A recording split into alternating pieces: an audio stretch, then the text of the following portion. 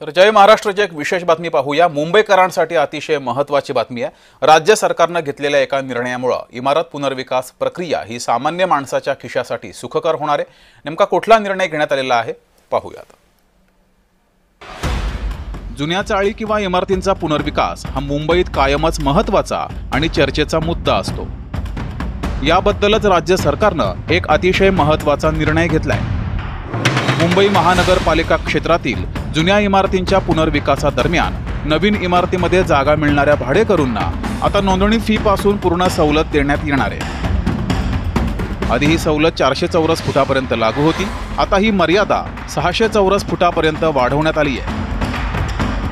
जुन्या इमारतींच्या पुनर्विकासात नवीन घर मिळणाऱ्यांवर नोंदणी शुल्काचा बोजा पडायचा। राज्य सरकारच्या नव्या निर्णयामुळे हा बोजा पूर्णपणे हटणार आहे। 400 चौरस फुटापर्यंतच्या पुनर्विकसित घरांना नोंदणी शुल्क माफ होतं।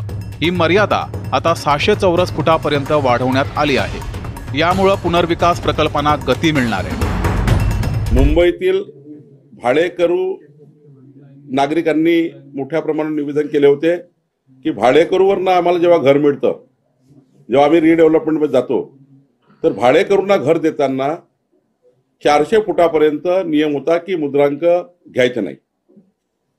पण आता राज्य सरकारने निर्णय घेतला की आता 600 फुटापर्यंत भाडेकरूंना घर दिलं तर आता मुद्रांक लागणार नाही।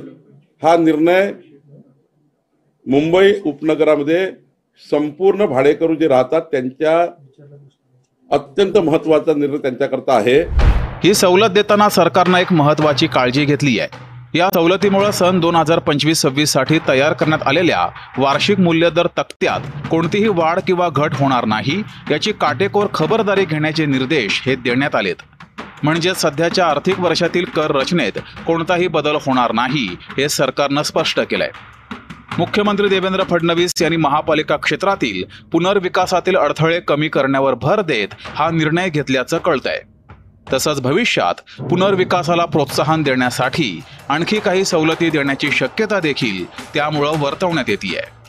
ब्युरो रिपोर्ट, जय महाराष्ट्र न्यूज, मुंबई।